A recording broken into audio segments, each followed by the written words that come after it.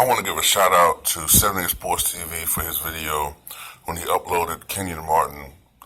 Just once again, ethering the LeBron James fanboys, all of you fanboys, who keep insisting in your twisted and demented minds that LeBron is better than Jordan when you really don't have any evidence whatsoever to back that up.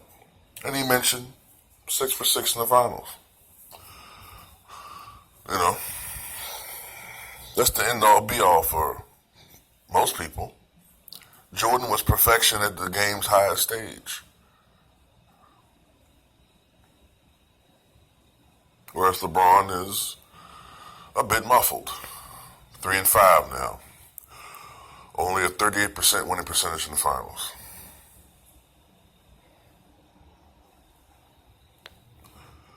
So,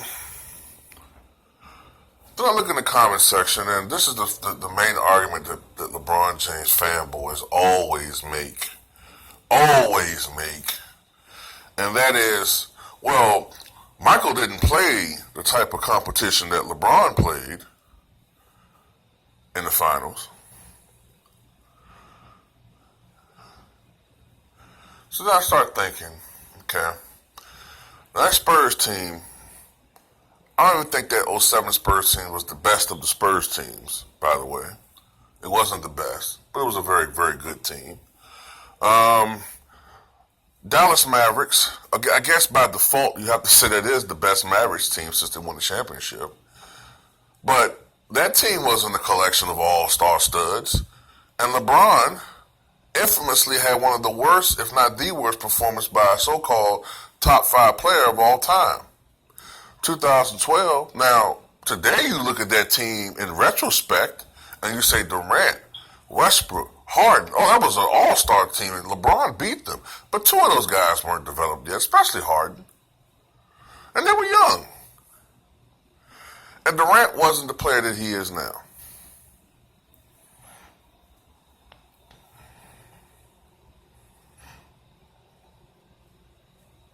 It's funny. With Durant, right, you guys will say something like, oh, he had to join the super team, now he's showing off, now he's doing this, now he's doing that. Now, I don't still like the move that he made, but it's up to his, it's his prerogative to do what he want to do.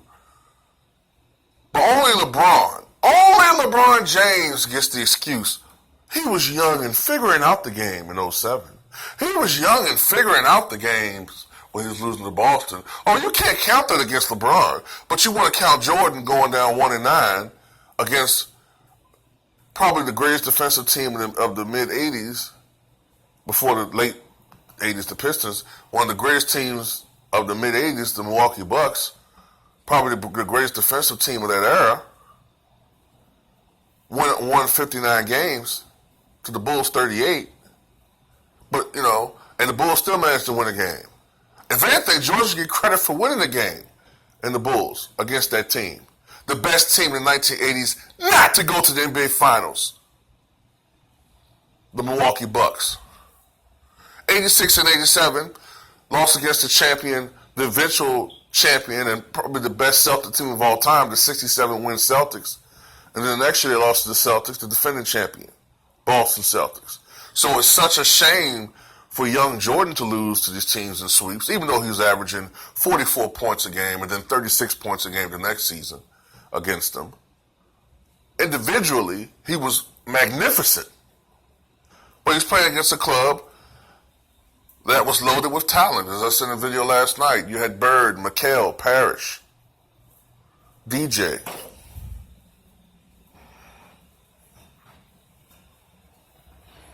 So, Bill Walton coming off the bench, a Hall of Famer coming off the bench. But only LeBron James gets a pass. Then in 2013, he should have lost that finals if it wasn't for Ray Allen. 2014, he lost. 2015, he lost. Now, I'll give you granted that his team, it wasn't totally fair because he had a team where he didn't play with 2 of his best players. And I've backed that up. But in 2016, to be fair, the Warriors didn't have Draymond Green in Game 5, and in Game 6 and Game 7, they didn't have their rim protector. And as Kenyon Martin alluded to in that audio, all of a sudden, Prince James wants to drive to the basket when Bogut isn't down there. All of a sudden, Prince James is aggressive and wants to drive to the basket when the rim protector isn't down there. So if it wasn't for those set of circumstances, Draymond Green not being in the finals in Game 5, and Bogut being out the last two games, which sort of gotten forgotten in the shuffle, James would be 2-6.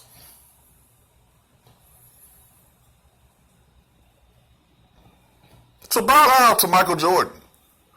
He is, whether you like it or not, the king and savior of the NBA. Bow down and admit it. There's no shame in admitting that Michael Sewell was right all along. There's no shame in admitting that 78 Sports TV and Bruce Blitz and all of us who recognize the greatness of Michael Jeffrey Jordan were right all along. There's no shame in that, LeBrontards.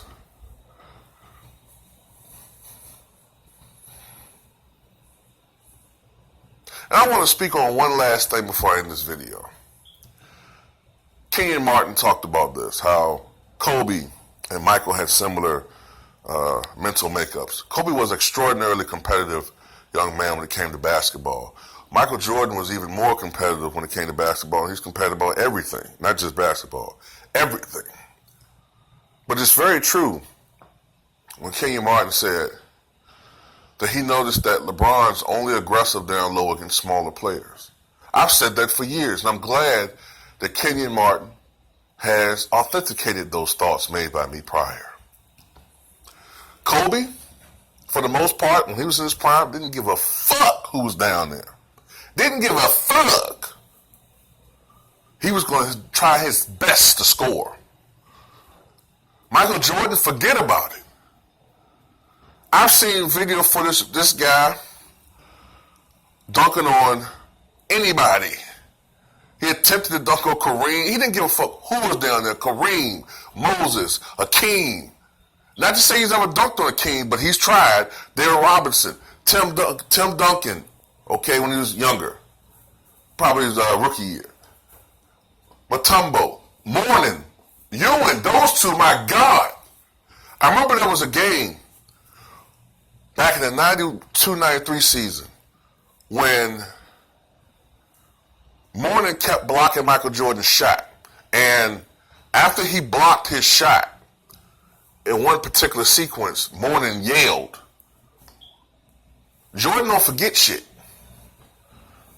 So Jordan got the ball on one sequence. It was toward the end of a game. And you guys probably have seen it. It was toward the last moments of a Bulls win at home. And Jordan was cutting to the basket. Coming over from I think it was the left block. Or just out of the block. BJ saw him. Mourning didn't see him in time. But Mourning challenged the shot. Jordan ferociously dunked on Mourning and screamed. Partly out of frustration, out of triumph, and mocking him at the same time. All three things. That's when you saw a glimpse of the real Michael Jordan. The animalistic instincts and animalistic competition, the competitor.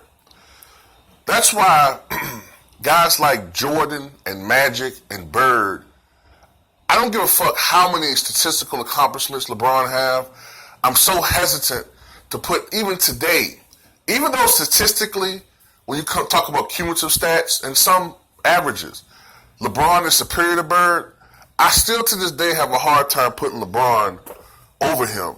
Because I know when it comes to mental makeup, if put it like this, if LeBron James had the mind of Larry Bird, you put Larry Bird in LeBron James' body, this conversation wouldn't be going on.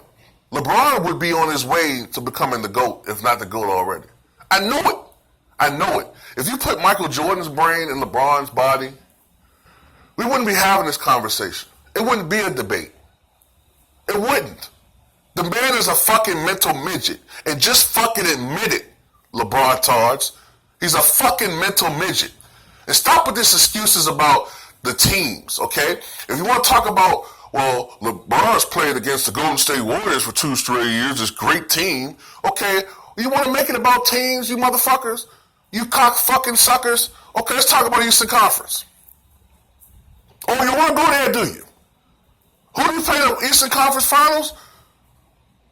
Look at that weak-ass team. Didn't even have their so-called best player, Isaiah Thomas, who doesn't deserve to even have that name next to the Detroit Pistons great. They didn't have him for all but one of those games. That was his Eastern Conference Finals opponent. I'm not talking about first round or semis. The Eastern Conference Finals. Eastern Conference Finals. Whereas Jordan went against, in the Eastern Conference Finals, every year that he went to the fucking finals, who went against the defending champion Detroit Pistons in 91.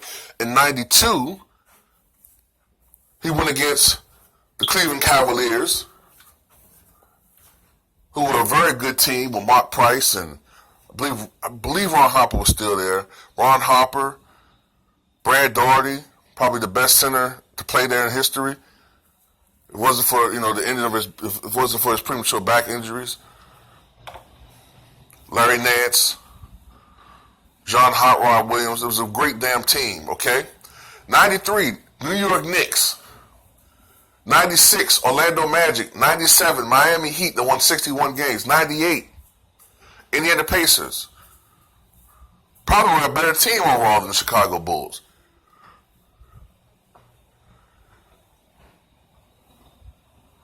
The thing I remember about all those teams, too, that I named, with the exception of maybe Orlando, well, all of those teams were noted for their superior defense. Orlando just was a team that was just so dominant offensively. Where you had prime Shaq and prime Penny Hardaway, and Dennis Scott and Nick Anderson, Horace Grant.